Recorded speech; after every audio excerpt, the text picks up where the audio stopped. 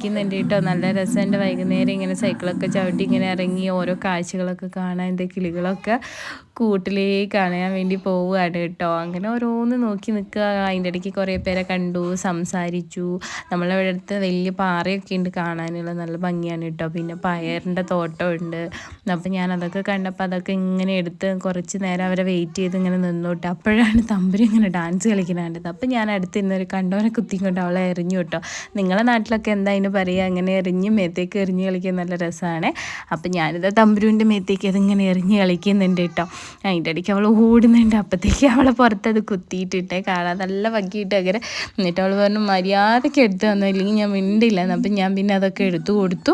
പിന്നെ അവൾ അവിടെ വെള്ളം വീഴുന്ന കണ്ട് അങ്ങോട്ടേക്ക് പോയി കേട്ടോ. അത് നോക്കാമ്മ എന്നൊക്കെ പറഞ്ഞു. അപ്പോഴത്തേക്ക് ഇതേ അവർ വരുന്നുണ്ട്.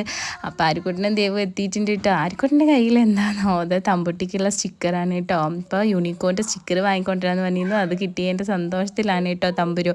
അപ്പോൾ ആര്യക്കുട്ടൻ ഇനി സൈക്കിൾ ചോട്ടാ, തമ്പുരു ആൻറ്റീൻ്റെ ഒപ്പം കയറിക്കോന്ന് പറഞ്ഞിട്ട് ഇതേ അവൾ ആൻറ്റീൻ്റെ പുറകിൽ കയറിയിട്ടുണ്ട്. ആര്യക്കുട്ടൻ ഇത് അടിച്ചു വിട്ട് വീട്ടിലേക്ക് പോവുകയാണ് കേട്ടോ.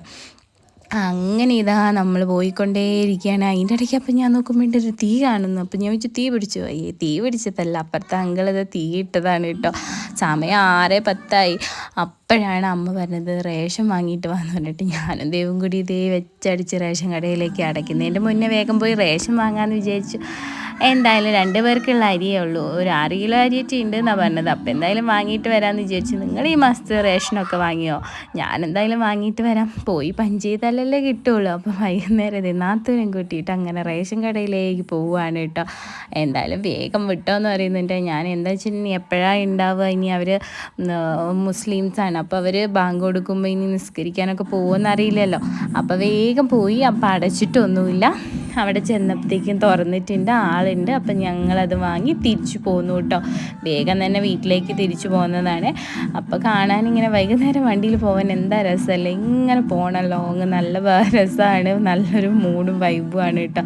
ഇവിടെ എത്തി വീട്ടിലേക്ക് ഇതേ പോയിക്കൊണ്ടിരിക്കുന്നു. നമ്മൾ ഇൻഡിക്കേറ്റർ ഇട്ട് തിരിഞ്ഞ് വീട്ടിലേക്ക് എത്താനായി ഗൈസ്. അപ്പം അങ്ങനെ വീട്ടിലെത്തി ഇതേ എത്തി.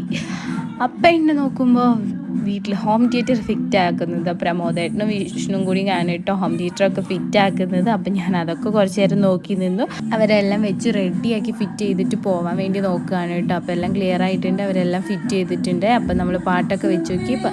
പാട്ട് എങ്ങനെയുണ്ട്? അപ്പം ഇന്ന് ഇത്രയേ ഉള്ളൂ വീഡിയോ. By, enjoy.